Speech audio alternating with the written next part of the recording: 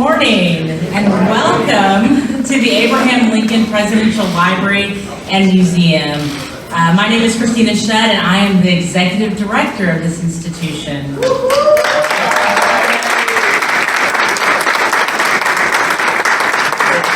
Thank you. I have to say, while it's only my 8th day on the job, I can't think of a better way to spend it than being with you all for this truly special event. The Juneteenth legislation before the governor is important on its own, but it carries a special resonance for us here at the Presidential Library and Museum because of its direct connection to Abraham Lincoln and his vision for an America without slavery. With the Emancipation Proclamation, he made ending slavery an official goal of the Civil War. He transformed a battle for the nation's survival into a battle for the nation's soul. And while Lincoln alone didn't end slavery, hundreds of thousands of soldiers, both black and white, fought to make freedom possible. Enslaved people, through their very bodies, fought to ensure that the generations who followed them would have a new birth of freedom. You can't truly understand Abraham Lincoln's impact and legacy on America without hearing those stories. And we look forward to telling more of them in the future. We have a signed copy of the Emancipation Proclamation here with us today. And I have to imagine President Lincoln will be proud to say and to see it here as the governor of his home state signs legislation establishing a holiday celebrating the end of slavery. All right. And with that,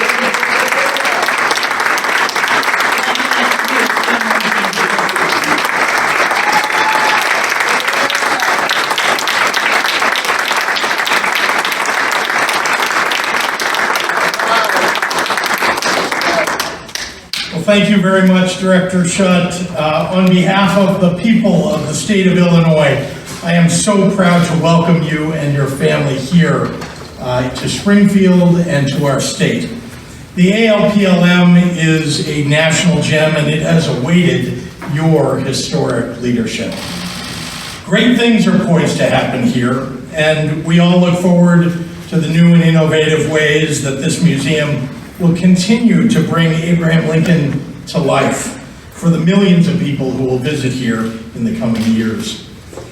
It is always a special privilege for me to recognize Leader Kimberly Lightford and Representative LaShawn Ford for their tireless work to ensure that Illinois would recognize Juneteenth as a state holiday and to make Illinois a national leader in confronting racism with real policy changes that will improve the lives of all Illinoisans.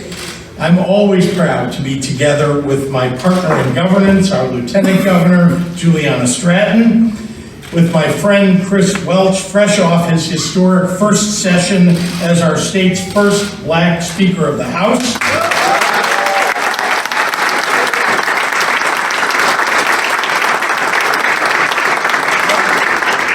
Our hosts, Senator Doris Turner and Representative Sue Scherer, in whose districts we stand, House Majority Conference Chair LaToya Greenwood, Senators Adrian Johnson and Chris Belt, and Representatives Maurice West and Lakeisha Collins, Rita Mayfield, David Welter, Debbie Myers-Martin, Nick Smith, Camille Lilly, Mark Batnick, Jeff Kiker, Cyril Nichols, and Marcus Evans.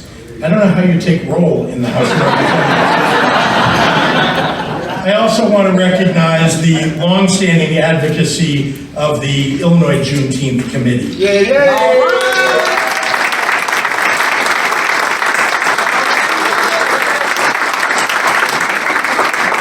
Represented today by founding member Marjorie Adam Clark, as well as those many, many individuals who have taken it upon themselves to bring awareness about Juneteenth to their communities. Two of them are here with us today. Forest Park Mayor Rory Hoskins. All right.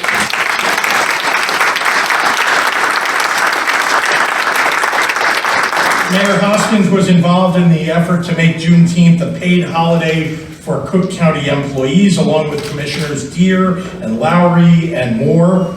and Tommy Meeks, who has been organizing Juneteenth celebrations and awareness events in the Rockford community for more than 30 years.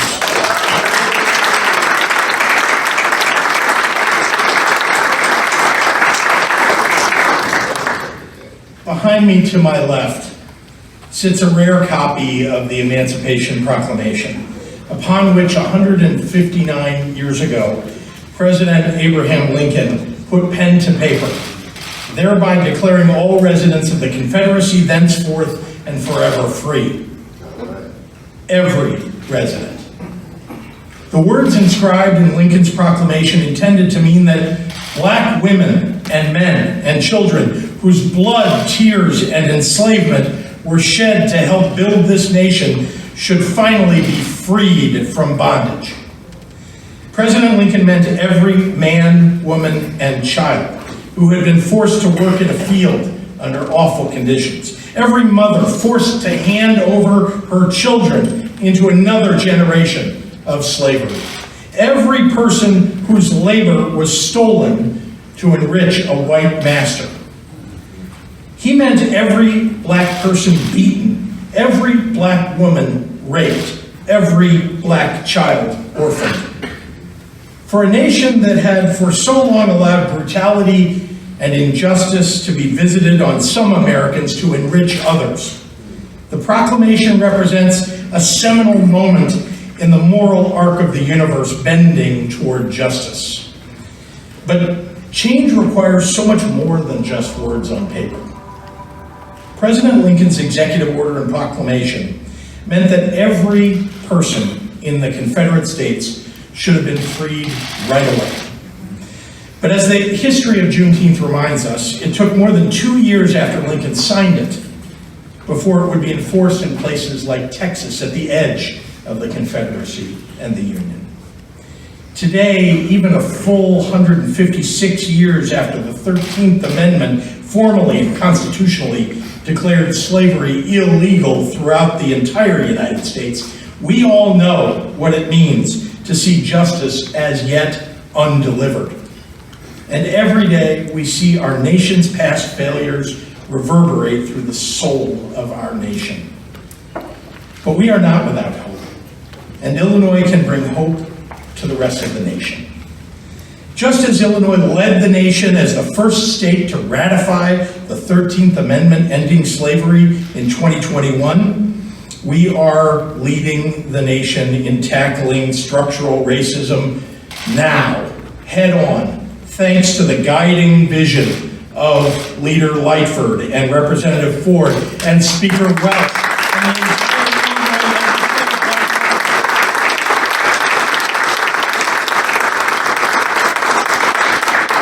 It has been my honor to stand with the ILBC as an advocate and as an ally, and I was proud to sign into law the caucus's 4 pillars of reform: criminal justice reform, education and workforce development reform, healthcare and human services reform, and economic access, equity, and opportunity. And today, it brings me exceptional pride that in a few moments I will sign into law the declaration of Juneteenth as a formal state holiday in Illinois, making us one of the few states in the nation to give it the full status that it deserves.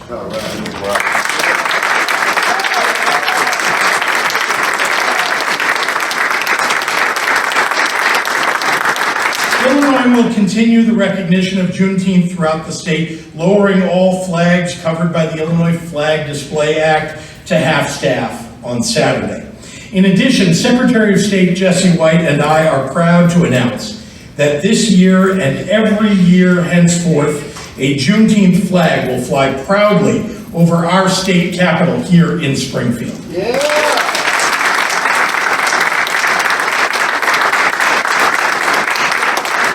These advancements are yet another essential step in our journey toward justice. With this new law, no longer can a child grow up in Illinois without learning about Juneteenth in school. With this change, the people of Illinois will have a day to reflect on how the freedom that we celebrate just 2 weeks later on the 4th of July was delayed to Black Americans. and in many ways is delayed still.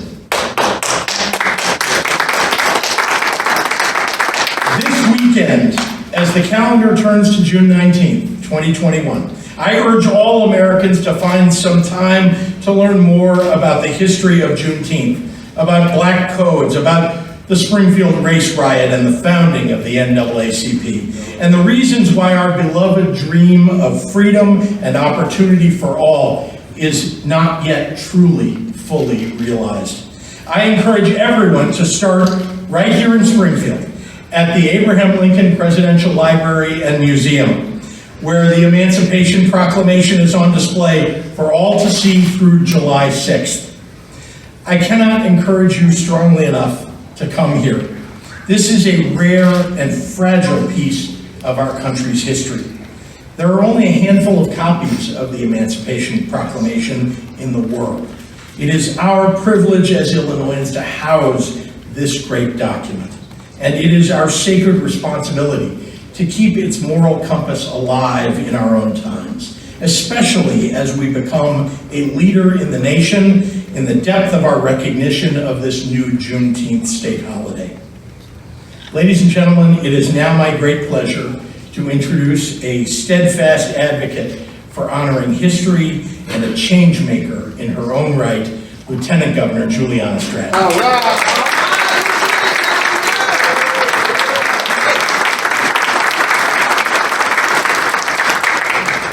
Good morning, everyone. Good morning. Thank you, Governor Pritzker. You know, I was thinking back to last year in the wake of George Floyd's tragic murder, when we joined people across our state and our nation and the globe in protest and demanding equal justice under the law for all. And I remember at one of those marches, you boldly proclaimed that Juneteenth would become a state holiday in Illinois, and here we are today. Thank you for keeping your word. The governor has already acknowledged our esteemed speakers and those joining us today, so in the interest of time, I'll just say to all of our special guests, it's always an honor to stand with you and work alongside of you on behalf of the people of Illinois. I certainly do want to acknowledge chief sponsors of House Bill 3922, Senate Majority Leader Kimberly Lightford and Representative LaShawn Ford. You both have done a remarkable job, and because of you, Illinois will observe Juneteenth National Freedom Day.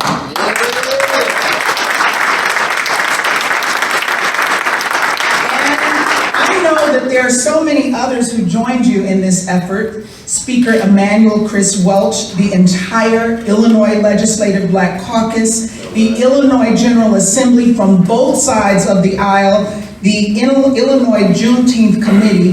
Thank you all for your hard work in ensuring that Illinois officially celebrates and honors Juneteenth.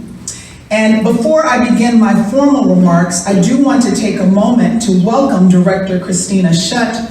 You and your entire team at the Abraham Lincoln Presidential Library and Museum have been such gracious hosts to us today, and it's only fitting that we are here in the presence of a signed copy of the Emancipation Proclamation celebrating Black freedom and liberation. It seems that there's not a day that goes by that I do not recollect that I am the descendant of enslaved people only 4 generations removed. It seems that there's not a day that goes by that in my work to advance justice, equity, and opportunity for all Illinoisans, that I don't reflect on the fact that those in my bloodline did their work in the fields of Mississippi from sun up to sundown, brutalized, being torn from their children, forbidden from learning to read, spending all day, every day working to build wealth for those who owned them as their personal property. And I think about how they must have prayed for our freedom. There must have been days that they never imagined it for themselves, but they prayed that their children and their grandchildren and their great-grandchildren and those of us standing here today, that we would one day be free. that we wouldn't have to live under those conditions, that we would have autonomy to make decisions, that we would live together with our own families and on our own land and be educated, that we would no longer be viewed as property but as human beings who deserve safety and equality and prosperity and, yes, freedom. That perhaps one day their descendants might make history as Illinois' first Black lieutenant governor, or the first Black Speaker of the House, or the first Black woman to serve as Senate Majority Leader, or the first Black Executive Director of the Abraham Lincoln Presidential University.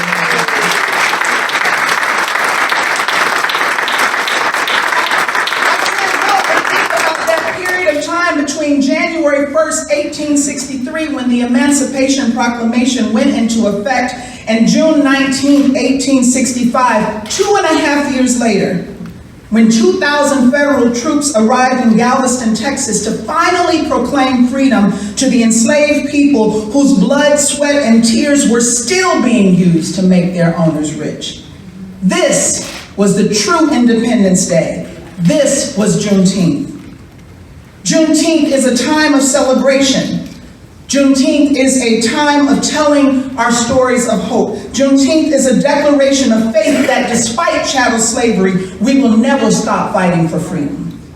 That despite Black codes right here in Illinois that discourage free Blacks to live in this state, we will never stop fighting for freedom. That despite lynchings and other forms of racialized violence that happened blocks away from where we stand right now, that we would never stop fighting for freedom. That despite race riots here in Springfield in 1908, in East St. Louis in 1917, Chicago in 1919, and Cairo in 1967, where our people were murdered and our businesses and homes destroyed, that we will never stop fighting for freedom. And in the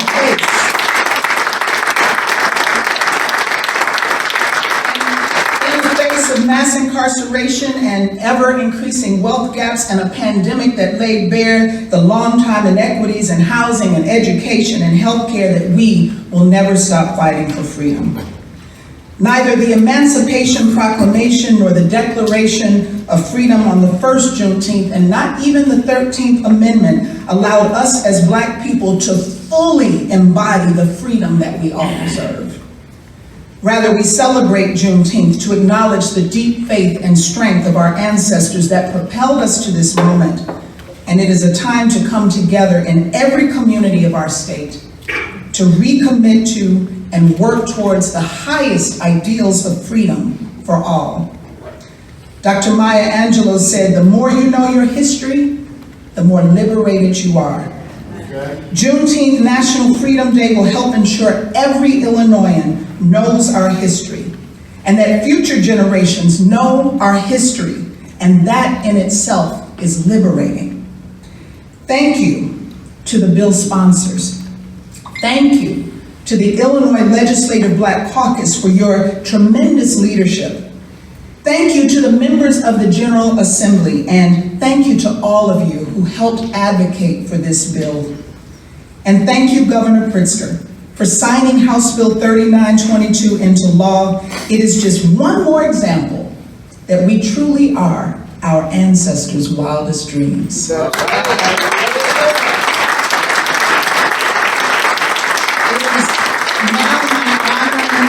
Introduce one of the champions of the bill, my friend and a tremendous advocate for justice.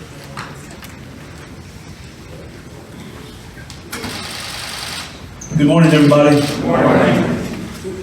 It is truly an honor to be here with Governor Pritzker today and with Lieutenant Governor Stratton and all the legislators. I serve as mayor of a town called Forest Park, just outside of Chicago, that is ably represented by Speaker Welch, Leader Lightford, and Representative Ford. So thank you to my friends and our leaders in Springfield and in the entire Black Caucus and legislation. Galveston is my hometown. In 1980, we had the first celebration of Juneteenth as an official state holiday. It's extremely important when the government unit stamps a holiday as an official holiday. It lets the people know that the jurisdiction they live in affirms their history. So thank you, Governor. Some of the speakers have talked about, the horrors of slavery. But then there was a lot after that. This country, unfortunately, wanted to bury Black achievement in a lot of ways. When I was a child growing up in Galveston, in 1980, Juneteenth was kind of new to me. I was 9 years old. And our history classes had a Black male history teacher. I think it was 10th grade. And he taught our class, an integrated class, about Juneteenth.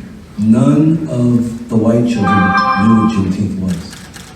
They said, Mr. Weaver, why do they call it Juneteenth? He says, well, June 19th is the way Black people said Juneteenth. We have a more rhythmic way of doing it. So that's the way he explained it to the children. Governor, when we used to go on field trips, we would have the opportunity to buy Confederate money. Why would Black school children want to buy Confederate money? But that was the reality of the South in the 1980s. My university, the University of Texas, was a shrine to the Confederacy. Big statues of Confederate generals rearing back on horses with sabers. I don't think I went a day in school without seeing some student with a Confederate shirt. So this is a hugely symbolic gesture for the state of Illinois, my new home state, to adopt the Juneteenth tradition as a state holiday. So Governor, thank you. It's my understanding that you're ready to sign the bill.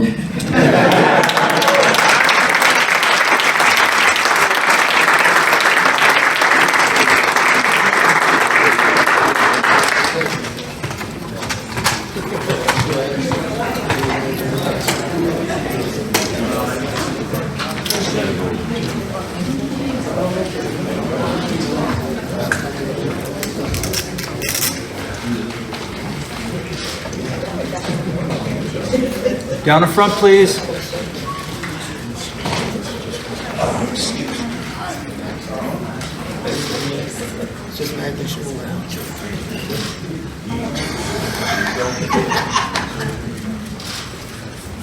We're on to the bill.